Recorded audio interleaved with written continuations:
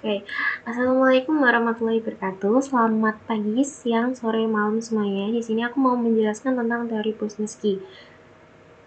Teori Bushnetsky itu tuh dibagi menjadi beberapa beban. Jadi ada yang namanya beban titik, beban garis, merata memanjang, persegi panjang, merata lingkaran, segitiga memanjang, tangga, trapesium memanjang tangga. Nah, sebenarnya apa sih teori Bushnetsky? Untuk menghitung yang namanya, misal kita mempunyai sebuah struktur ya. Ini aku mau menggambar.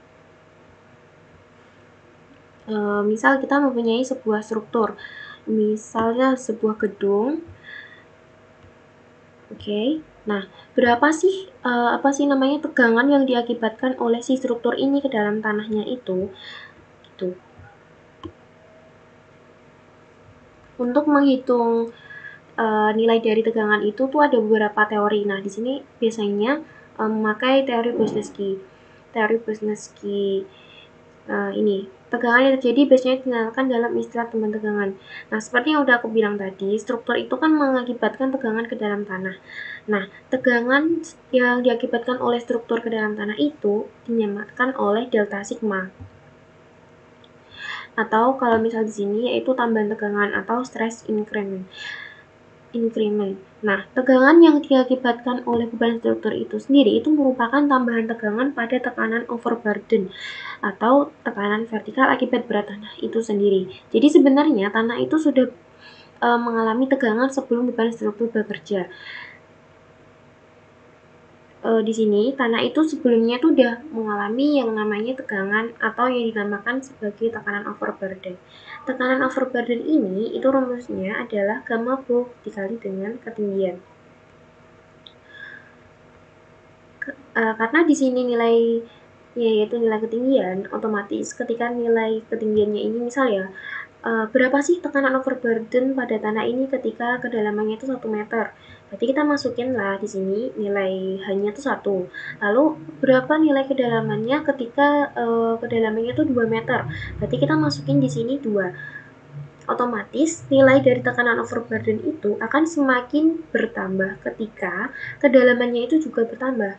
Berkebalikan dengan delta sigma atau tambahan tegangan yaitu tegangan yang diakibatkan oleh struktur. Tegangan yang diakibatkan oleh struktur ini nilainya itu akan semakin berkurang ketika kedalamannya itu bertambah. Jadi nilainya itu akan mengerucut seperti ini. Di bagian sini nanti akan besar, sedang, dan kecil. Berbeda dengan yang diakibatkan oleh tanah, itu nilainya akan berkebalikan seperti ini. Gitu. Jadi semakin dalam, tekanan overburdennya akan semakin bertambah. Biasanya kalian tuh harus teliti. Di soal itu akan ditanya 2 jenis, yaitu tambahan tegangan atau delta sigma atau tegangan total. Kalau misal tegangan total, berarti kalian harus menjumlahkan. Kalian harus mencari dulu tekanan overburden itu berapa. Biasanya diketahui gamma bunya, tinggal kalian kali dengan kedalaman.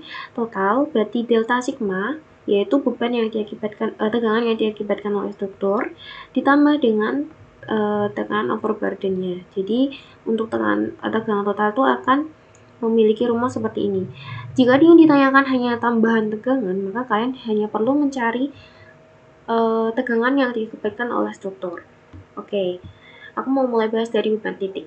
Beban titik tuh maksudnya gimana sih? Jadi di sini tuh ini muka tanah ya. Ini tuh muka tanah. Di sini ada sebuah titik yang memberikan tegangan ke dalam tanahnya itu berapa. Jadi titik ini pun dia memiliki yang namanya key. Misalkan titik ini tuh dapat berupa seperti kolom bangunan, atau tiang listrik gitu. Otomatis kan dia akan memberikan tegangan kepada tanahnya kan. Nah, di sini tuh pada titik A ini ada macam-macam tambahan tegangan. Jadi ada yang namanya tambahan tegangan Z, yaitu sesuai pada kedalamannya. Lalu ada tegangan mendatar radial, yaitu R. Lalu ada juga yang tangensial. Ini tuh sama seperti sudut pada 3 dimensi. Kalau 3 dimensi kan X, Y, Z. Tapi kalau ini itu adalah Z. Di sini adalah R, lalu di sini adalah tangensial. Biasanya kalian harus lihat lagi di dalam soal. Untuk yang ditanyakan itu biasanya adalah delta Z gitu. Di sini ada contoh soal. 3 buah kolom terletak dalam satu baris, masing-masing mempunyai jarak 4 meter. Jadi jarak yang ada di dalam sini itu 4 meter, 4 meter. Lalu kolom 1 ini punya berat 640 kN, kolom 2 160 kN, kolom 3 320 kN. Nah, hitunglah tambahan tegangan vertikal. Nih, lihat. Ini di sini adalah tambahan tegangan ya. Jadi yang harus kalian cari itu hanya delta sigmanya aja. Tambahan tegangan vertikal. Pada titik ini. Jadi, untuk titiknya ini tuh terserah yang bikin soal. Bisa aja kalian ditanya, berapa sih tambahan tegangan yang ada di titik ini, yang ada di titik ini, yang ada di titik ini. Asal masih di dalam tanah gitu. Jadi di sini di soal ditanya pada titik 1, 2, 3 pada kedalaman 2,5. Jadi kedalaman titik 1, 2, 3 ini sama 2,5. Untuk soal yang B itu, jika diketahui bahwa tanah homogen dengan berat volume basah 18 kN, jadi ini adalah gamma bulk dari si tanahnya itu. Gamma bulknya itu 18 kN. Berapa tegangan total akibat beban kolom dan tekanan overburden? Nah, ini baru ditanya yang namanya tegangan total. Jadi nanti kalian setelah mendapatkan nilai dari si A, yaitu delta sigma, kalian harus mencari yang namanya PO atau tekanan overburden. Lalu tinggal kalian tambahkan untuk mendapatkan tegangan total. Di sini penyelesaiannya untuk yang A, untuk menentukan tegangan vertikal akibat tiap beban perlu dihitung lebih dulu nilai R per Z sebelum menentukan I. Jadi kenapa kita harus menentukan nilai R per Z sebelum menentukan nilai I? Nah, biasanya di teori Bosniewski ini untuk setiap beban yang ada di sini itu tuh dia diketahui bukan diketahui, kita harus mencari nilai R atau nilai Z atau juga nanti nilai M atau nilai N juga ada. Tujuannya tuh biasanya tuh untuk pada tiap beban ini tuh diketahui grafiknya gitu. Biasanya ini nanti nilai M itu berapa, terus nilai N itu berapa. Ini kalian harus mencari I-nya. I-nya itu di sini. Terus ini nanti N-nya itu berapa. Jadi itu adalah sebuah nilai yang harus kalian cari. Tapi sebelum itu kalian harus mencari nilai R seperti jari-jari, kedalaman, atau nilai M, N gitu. Sesuai dengan bebannya masing-masing. Jadi tiap beban itu memiliki jenis grafik yang berbeda-beda. Nggak usah kalian hafal, biasanya di dalam soal itu akan diketahui. Nah, biasanya kalau misalkan kalian nggak diketahui grafiknya, itu juga ada rumusnya I. Cuman emang panjang banget, bahkan di dalam kalkulator itu nggak cukup untuk satu kali hitungan gitu loh, kalkulator saintifik. Ya lebih gampangnya tinggal kalian lihat di grafik aja sih. Gitu. Nah, di sini untuk mencari nilai IB ini kan kita harus mencari yang namanya R per Z. Nih untuk penyelesaiannya. Di sini ada yang namanya titik 1, 2, 3 terhadap kolom 1, 2, 3 kan. Nah, jadi kita gambar 3 tabel. Di sini ada titik 1, titik 2, titik 3 dan seterusnya. Di sini untuk titik 1 pada kolom Q, dia kan memiliki jarak 2 meter. Karena di sini udah 2 meter, di sini 4. Berarti ini sisanya 2. Lalu untuk titik 2 ini adalah 4 meter ya, sesuai sama jarak kolom 2 karena dia di bawah titik 2 pas. Di bawah kolom 2 pas. Lalu untuk titik 3 ini ada 2 meter di sini ditambah sama 4 meter di sini. Berarti udah pas 6. Nah, R per Z. Z-nya tadi kan diketahui sebesar 2,5. Berarti nilai dari 0,8, 1,6, 2,4 ini didapat dari 2 dibagi sama 2,5. Dan seterusnya. Ini 4 dibagi 2,5, 6 dibagi 2,5. Nah, dari mana kita mendapatkan nilai IB ini? Misalnya, kita ambil contoh 0,8. Di sini ada grafiknya ya, diketahui. Di sini misal diketahui R per Z-nya itu adalah 0,8. 0,8 itu kan berarti di sekitar sini ya.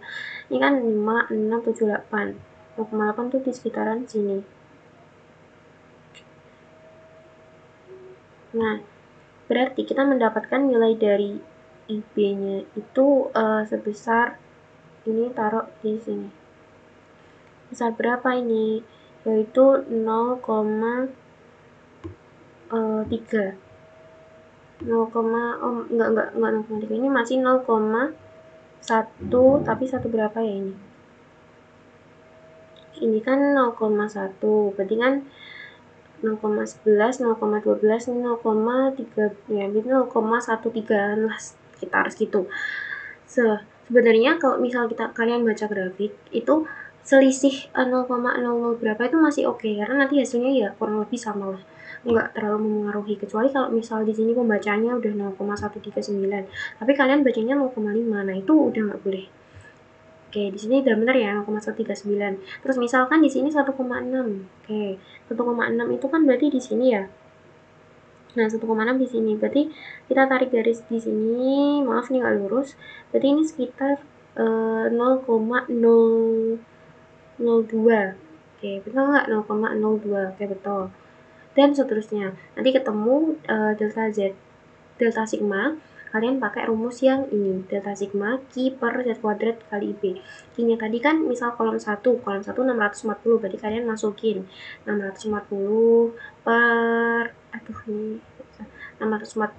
per 2,5 kuadrat dikali sama I-nya tadi berapa? I-nya misal tadi 0,02.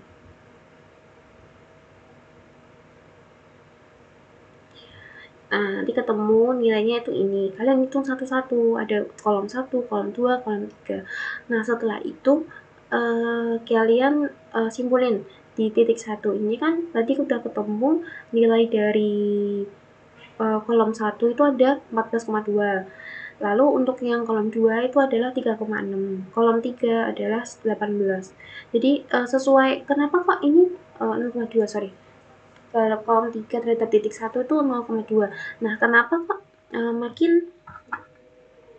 makin jauh jarak titik ini ke dalam kolom, maka nilai dari si tegangan ini juga makin kecil, yaitu karena ini tadi kan, kayak nggak mungkin misal kamu kolom ini terhadap titik ini kok besar banget nilainya dibanding sama yang ini kesini, nggak mungkin kan. Jadi kalian juga di logika gitu loh. Terus untuk yang B itu tadi kan udah aku bilang, jadi dia adalah tegangan total. Jadi harus ditambahkan sama tekanan overburden. Kalian udah dapat nilai dari delta sigmanya itu tadi ini. Ya kan, delta sigmanya itu ini. Berarti yang harus kalian cari itu adalah tekanan overburden. Tekanan overburden itu rumusnya adalah Z atau H dikali sama gamma bulk. Hanya itu 2,5, gamma bulknya 18, ketemu 45. Jadi kalian tambahin 45 tambah ini. Nah, ini adalah tegangan total. Ini adalah tegangan total. Karena hitungan tegangan dengan menggunakan teori Brusniski mengakibatkan berat tanahnya sendiri, mengabaikan berat tanahnya sendiri. Untuk menghitung tegangan vertikal yang sebenarnya di dalam tanah, tegangan akibat beban fondasi harus ditambahkan dengan tegangan akibat berat tanahnya sendiri. Nah, ini loh alasannya itu. Tuh, tadi grafiknya ya. Lalu selanjutnya untuk contoh soal 6.3, di sini ada akibat pengaruh beban titik sebesar 2000 kN di permukaan tanah, gambarkan garis yang menunjukkan tempat kedudukan titik dengan tegangan vertikal yang sama dengan delta sigma. Jadi di sini adalah misalnya ini muka tanah, di sini ada sebuah titik. Nah, titik ini tuh mengakibatkan tanah itu mendapatkan beban sebesar 2000 kN. Ini ada 2000 kN. Kalian ditanyakan berapa sih kedalaman tanah yang kedalaman tanah ini sehingga kita bisa mendapatkan delta sigmanya itu sebesar 4 kN. Jadi kayak diketahui dulu sih delta sigmanya ini atau tambahan tegangan akibat titik ini tuh, tapi kalian nggak diketahui pada kedalaman berapa yang ditinjau sehingga mendapatkan delta sigmanya itu sebesar 4 kN gitu. Hal yang pertama kalian lakukan itu adalah membolak-balikkan rumus yang ada di sini. Jadi kan kalau misal di sini pada rumus yang ini kan diketahui pada rumus yang ini itu kan diketahui nilai rumusnya ini adalah delta sigma sama dengan Q Z kuadrat kali IB. Karena delta sigma yang udah diketahui, ya udah kalian langsung ubah rumus ini menjadi IB sama dengan berapa gitu. Nah, kalau misal di sini IP sama dengan delta sigma kali Z kuadrat per Q. Oke. Nah, dengan nilai Z-nya divariasikan, dapat dihitung faktor pengaruh IP dari nilai IP yang telah dihitung. Dapat ditentukan nilai R per Z.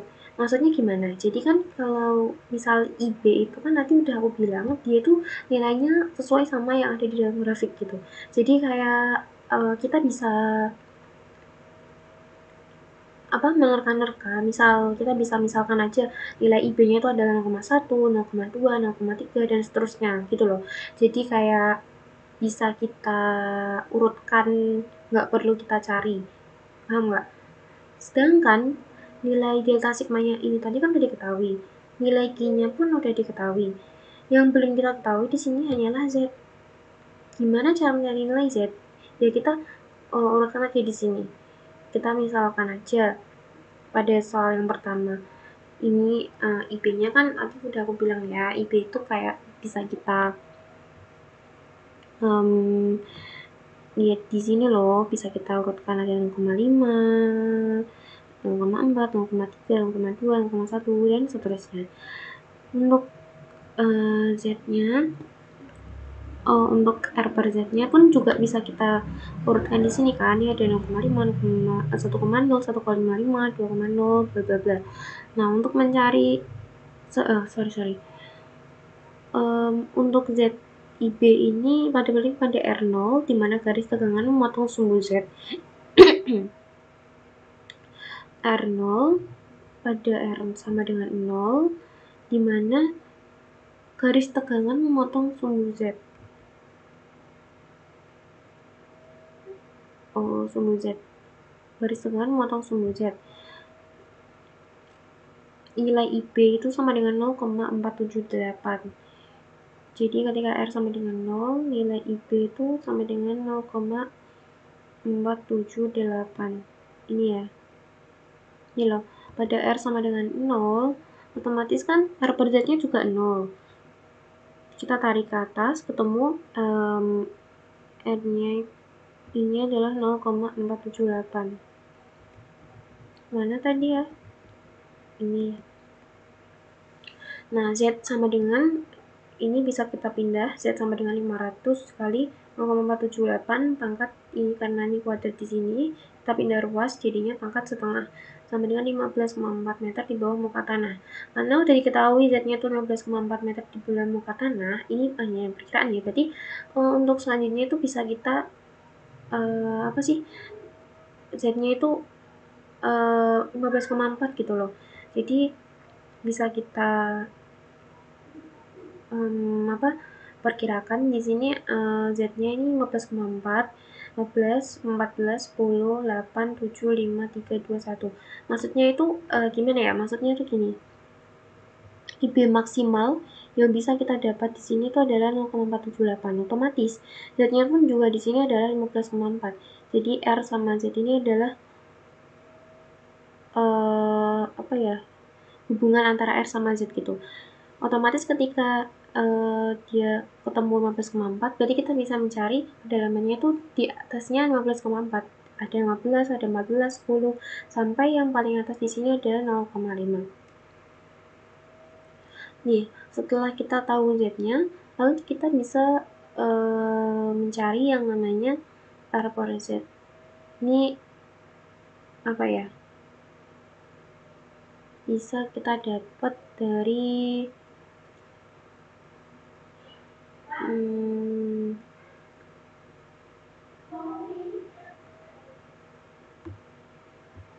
R-nya itu bisa kita dapat dari mana ya? Sebentar, aku agak lupa deh.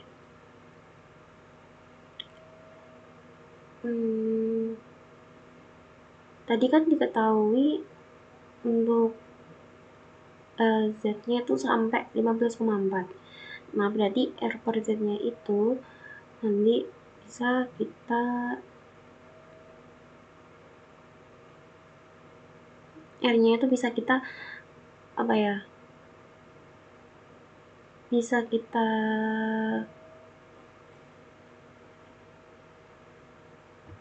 bisa kita variasikan. Di sini ada 1,88, 2,84, 4,06, 4,95, 6,05, 6,58. Lalu nanti bisa kita sebenarnya tuh ini didapat dari mana sih? Kalau menurutku ya ini tuh kita bisa kayak menerka-nerka gitu sih. Misal 0,00 Z-nya, R-nya. Lalu ada juga nanti misal pada kedalaman jari-jarinya itu nanti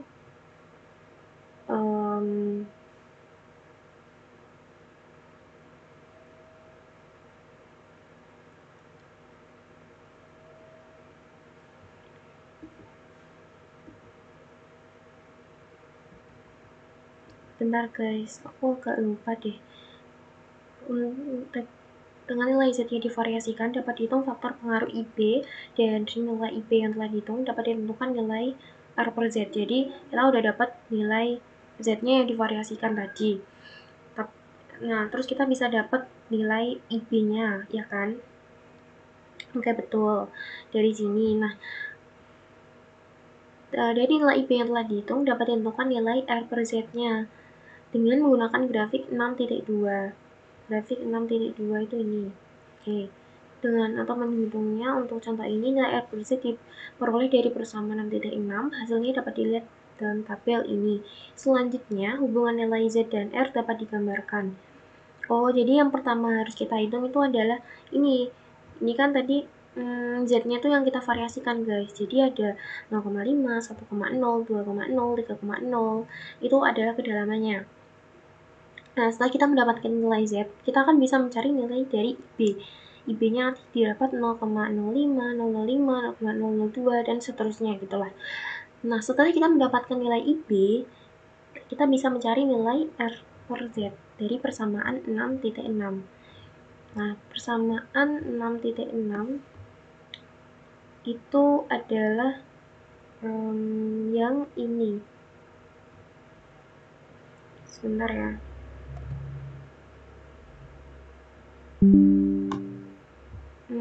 Persamaan 6.6 itu adalah yang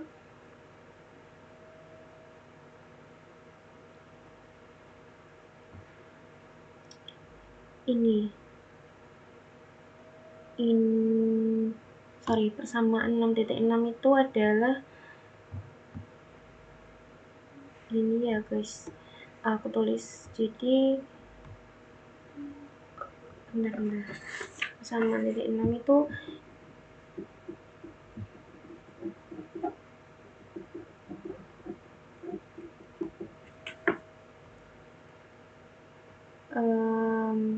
IB sama dengan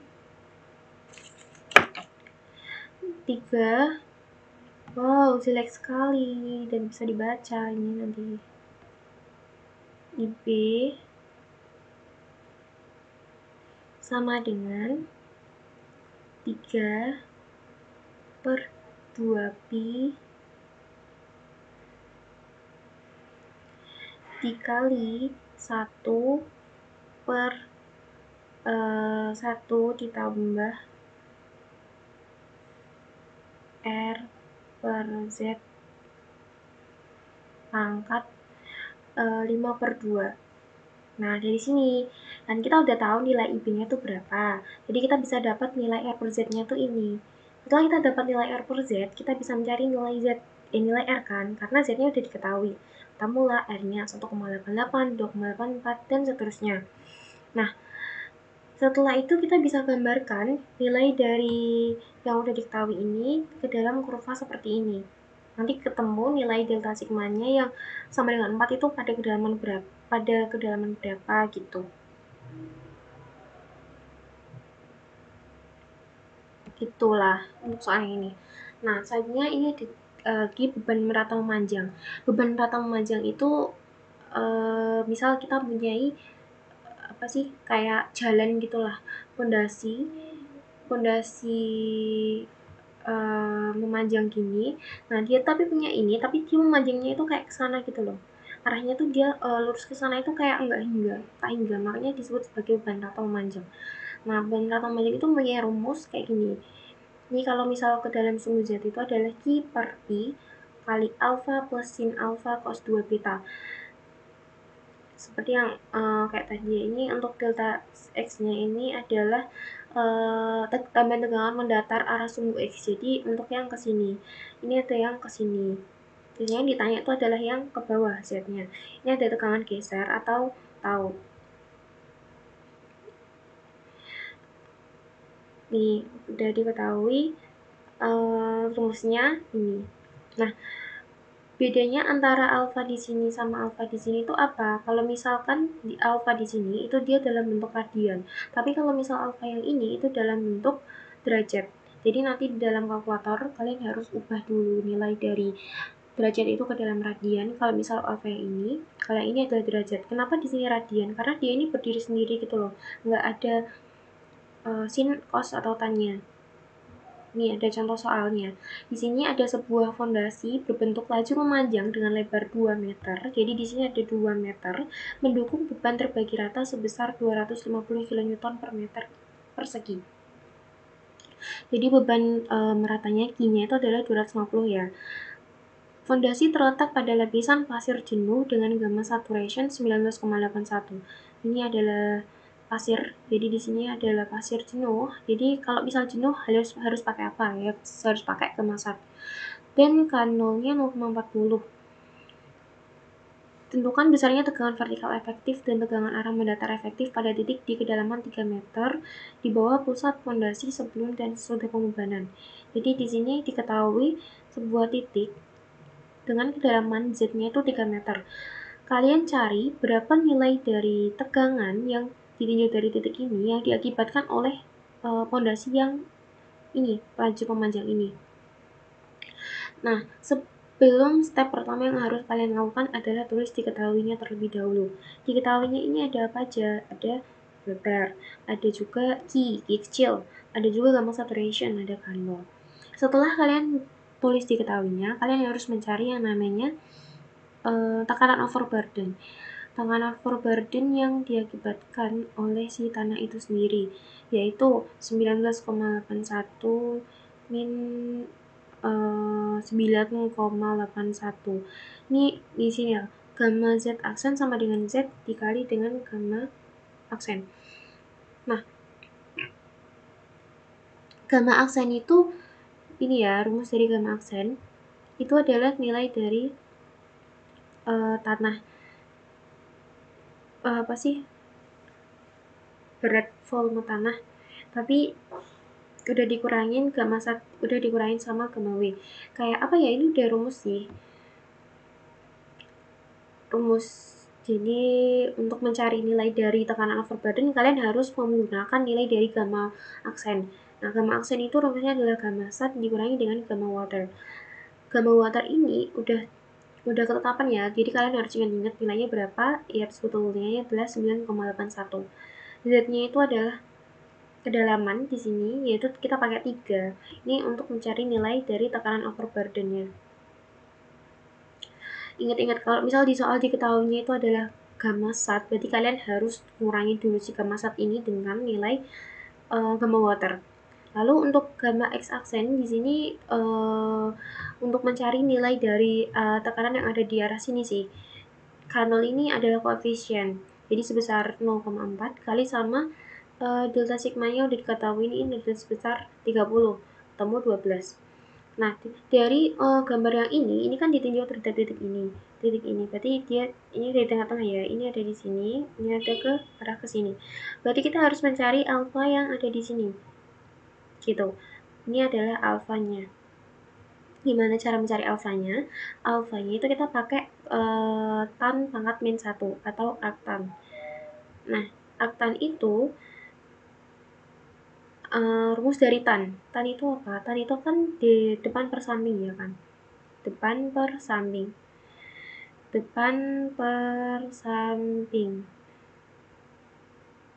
Nih, segitiganya itu adalah yang sebelah ini. Jadi ini misal kita bagi 2 dulu lah untuk memudahkan. Nah, depan dari sudut yang ini itu kan ini ya. Berarti kan sebesar setengahnya dari 2, yaitu adalah 1. Nih loh, ini kan sampai sini kan 2, berarti setengahnya di sini kan 1. Lalu di sini ada sampingnya. Sampingnya itu berarti sebelah sini ya. Ini sebesar 3, berarti adalah 1/3. Berarti kalian nanti cari nilai dari alfanya itu, titanya ini, pakai 1/3 ini diubah ke dalam radian dan juga derajat. Setelah itu kalian kalikan dengan 2. Nih, 2 dikali, kenapa ini dikali 2? Karena kan tadi aku udah ngitung awalnya itu pakai satu segitiga dulu kan, segitiga yang ini baru segitiga yang ini, tapi karena nilainya ini dia simetris berarti tinggal kita kalikan 2 gitu, 2 akan 1/3. Nah ketemu, udah dikali 2 ya, ini yaitu 36 derajat 52 aksen, atau bisa kita ubah ke dalam radian yaitu 0,643 radian. Oke, nah ketemu sin alfanya itu 0,6 dan betanya sama dengan 0. Kenapa beta sama dengan 0? Beta itu adalah jarak antara titik tengah ke titik ini. Nah, sudut antara titik tengah ke titik tengah si ininya, si pondasinya ini ke dalam pada titik ini. Nah, karena dia udah pas di tengah-tengah sini, otomatis betanya akan sama dengan 0, ya kan? Kecuali kalau misal yang ditinjau titiknya ke di sebelah sini, berarti betanya nggak 0. Karena dia udah di tengah-tengah, jadi nilai dari betanya sama dengan 0. Adalah kita masukkan ke dalam rumus. Delta sigma sama dengan Q per Pi kali alfa plus sin alfa cos 2 beta. Itunya udah diketahui tadi kan, kecilnya 250 per Pi kali alfanya ini radian, ya kan? Jadi alfa yang ada di sini tuh harus dalam radian. Tapi kalau yang di sini itu derajat. 0,643 ditambah 0,60 dikali cos 0, ingat cos 0 itu kan 1 ya. Kalau sin 0, 0, berarti cos 0 kebalikannya yaitu 1. Sama dengan 99 kN per meter persegi. Lalu untuk yang tangensialnya, itu rumusnya pakai yang ini. Q per Pi kali alfa min sin alfa cos 2 beta. 250 per Pi 0,643 min 0,60 kali 1 ketemu 3,4 kN per meter persegi. Jadi tegangan efektif yang terjadi pada Z 3 meter akibat beban terbagi rata dan berat tanahnya itu adalah ini. Jadi ini kalau yang ini tuh yang arah menyamping, kalau yang ini tuh yang pada kedalaman gitu. Di sini aku ada contoh soal lain. Jadi di sini sebuah plat beton, gamma beton diketahui nilai dari gamma betonnya itu misalkan X-nya ini aku kasih 6 ya. Jadi X-nya ini sama dengan 6. Diketahui berarti ini 24,6. Direncanakan dibuat sebagai rigid pavement yang diletakkan pada permukaan lapisan tanah. Diketahui gambar tanahnya 17,6. Berarti ini 17,6 ya. Nilai platform tanah. Lebar plat 6, tinggi 50,6. Ingat ini masih dalam sentimeter. Karena yang lainnya meter, berarti kita harus ubah si senti ini nanti jadi meter. Dan panjang dianggap tak hingga. Nah, karena dia dianggap tak hingga, berarti dia adalah dimisalkan 1. Kayak apa ya? Saking panjangnya gitu. Jadi kita misalkan dia itu sebagai 1. Ini kan kalau misal kita bisa tuliskan gini ya. Di bawah lapisan tanah pada kedalaman 2 meter terkubur jaringan pipa A. Di sini ada pipa dan pipa B yang tidak boleh terganggu oleh adanya plat beton. Nah, pipa A ini masing-masing sama pipa B ini masing-masing mempunyai beban izinnya sebesar 50 kilo Pascal dan pipa B adalah 100 kilo Pascal. Tujuannya apa sih sebenarnya? Kita mencari tegangan yang ada di sini itu supaya ketika si sudah dibangun sama strukturnya ini, si pipa A sama pipa B ini enggak pecah gitu. Karena kan si pipa A sama pipa B ini udah mempunyai tegangan izin kan. Misal pipa A punya 50. Berarti kalau misalkan pipa A ini dikasih tegangan yang diakibatkan oleh tekanan overburdennya itu sendiri udah 50. Terus nanti ada beban oleh strukturnya itu sendiri, tegangan oleh strukturnya itu sendiri 20, berarti kan 70. Otomatis pipa A ini nanti bisa lama-lama bisa pecah gitu karena dia tegangannya itu melebihi dari tegangan izin yang diberikan oleh pabrik pipa A. Begitu juga dengan pipa B. Pipa B ini lebih besar, sebesar 100 gitu. Makanya kita harus menghitung sebelum membangun, kita harus merencanakan kan. Nah, di sini kita harus hitung dulu tegangan yang diakibatkan oleh di sini tuh berapa sebelum kita membangun. Misalkan kita udah membangun, kok dia lebih besar dari tegangan izinnya, itu kan nanti kita malah yang repot sendiri kan. Jadi untuk mengantisipasi adanya kesalahan pada saat membangun, jadi kita harus merencanakan dengan teliti dulu kan, gitu. Jadi ini diketahui gama tanahnya ini kok terus 71 sih, ini tuh 117 ya, sorry 17,6. Nah ini untuk Q-nya itu pakai gama beton dikali dengan tebal. Gama betonnya ini udah diketahui 2,24,6 dikali sama tebal si betonnya ini. Nah ini kan 50,6 cm. Kalau misal ke meter berarti kan naik 2, berarti 0,5 meter. Ini ketemu sekitar 12,3 kilonewton per meter. Nah, untuk tekanan overburdennya itu, ini bukan beton ya, ini adalah tanah. Jadi, tekanan overburdennya itu, cara mencarinya adalah gamma tanah dikali dengan Z. Gamma tanahnya itu, di sini kan diketahui 17,6. Dikali sama Z. Z yang ada di pipa ini, itu berapa? Yaitu 2. Besar 35,2. Oke. Nah, karena ini ada 2 titik, jadi kita tinjau satu-satu dulu. Di sini ada titik A. Titik A, seperti yang udah aku bilang, untuk mencari rumusnya itu kan pakai ini ya, ini loh rumus dari gamma sigma itu kan ini, delta sigma. Nah, berarti kan kita harus mencari, sorry ini Q ya harusnya ya. Ini juga harusnya Q per Pi. Nah, alfanya sama beta. Gimana cara mencari alfa sama beta? Kalau misal keadaannya seperti ini, kita mencari alfa itu kita tarik ini menuju ke sana. Ini juga menuju ke sana. Nanti kita tinggal mencari tannya. Di sini juga. Tadi kan aku udah bilang, kalau beta itu adalah sudut yang dihasilkan dari titik tengah ke titiknya ini. Sudutnya itu berapa? Berarti kan kita harus tarik ini dulu ke bawah. Lalu kita tarik ke sini, ini ke sini berapa? Kalau pada soal yang tadi ini kan betanya kenapa bisa 0? Karena dia udah ada di tengah-tengah gitu. Makanya betanya bisa 0. Sedangkan ini itu kan berada di ujung si rigid pavement ini, ujung plat betonnya ini. Jadi untuk alfa kita pakai arctan depan per samping. Nah, arctan dari depannya ini kan depan sebelah sini, berarti ini ya, ini kan alfanya ya ini loh, berarti kan depannya ini kan yang 6, lalu untuk sampingnya ini adalah 2, berarti arctan dari 3. Arctan dari 3 itu berapa?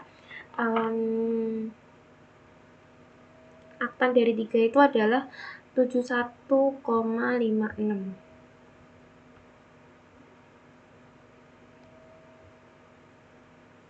derajat. Kalau misal kita radiankan, itu akan ketemu 1,24 radian ya.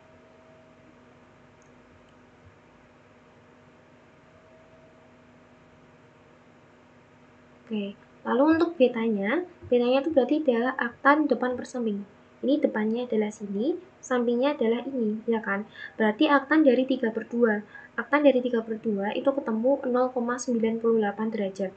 Kalau untuk beta, saranku itu nggak usah dicari ke dalam radiannya, cukup derajatnya aja. Jadi yang harus kalian cari ke dalam radian itu yang alfanya aja. Kalau misal beta, cukup cari di derajatnya aja gitu, untuk menghemat waktu. Setelah kalian ketemu, kalian masukin aja ke dalam sini. Q-nya tadi kan udah diketahui 12,3 ya kan. 12,3 dibagi sama Pi. Kalian masukin aja ke dalam kalkulator nanti Pi. Dikali alfanya ketemu, ini yang radian ya, 1,24 ditambah sin alfa sin 71,56 oke di 1,56 cos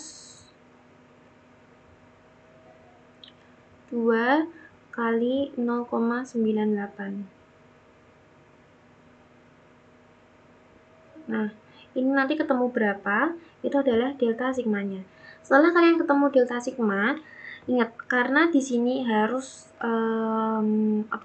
sesuai sama pipa A sama pipa B ini tidak boleh terganggu. Berarti kan udah ada tekanan overburden di sini, ya kan? Sama ada tegangan yang diakibatkan oleh struktur. Berarti harus kalian tambahkan. Nggak mungkin beban strukturnya aja. Berarti hasil dari ini nanti kalian tambahkan sama tekanan overburden yang ini. Nah, ketemu hasilnya berapa? Kalau misal hasilnya lebih dari 50, berarti dia udah nggak aman. Kalian tulis tidak aman. Kalau misal dia kurang dari 50, berarti itu aman, gitu. Kalau yang titik B, di sini ada titik B kan di sini kan, dia pasti tengah-tengah. Berarti kalau di tengah-tengah, B-nya, betanya sama dengan 0, gitu. Ini alfanya. Nah, sama seperti soal yang ada pada ini sebelumnya, ini tuh kalian bagi dulu menjadi dua buah segitiga. Jadi di sini ada segitiga depannya ini sebesar 3, di sini adalah 2. Berarti aktan depan bersamping 3/2, ini adalah alfanya. Nah, ini ketemu 56,3 derajat. Nah, 56,3 derajat itu kan cuma yang satu sisi. Cuma satu sisi segitiga. Karena ini harusnya 2 segitiga ini, berarti kalian harus kalikan dengan 2. Begitupun dengan hasil ini nanti kalian tinggal ubah ke dalam radian. 56,3 ini kalian kalikan dengan 2, lalu kalian ubah ke dalam radian. Kalau enggak, nih ya, 56,3 ini kalian ubah ke radian terlebih dahulu, bisa juga. Ini ketemu 0,98. Nah, 0,98 ini kalian kalikan dengan 2 juga. Ini untuk mencari si alfanya. Setelah itu, kalian masukkan ke dalam rumus ini. Q per P, alfanya tadi ini, ya kan, yang radian. Sin alfa ini, yang ini. Cos 2 beta ini adalah cos 0. Berarti adalah sama dengan 1. Nanti ketemu, lalu kalian tambahkan dengan tekanan overburden. Oke. Ini ya. Ini, PO ditambah dengan delta sigma. Ini juga. Oke. Segitu dulu penjelasan dari aku. Untuk selanjutnya menyusul. Kurang lebihnya mohon maaf. Wassalamualaikum warahmatullahi wabarakatuh.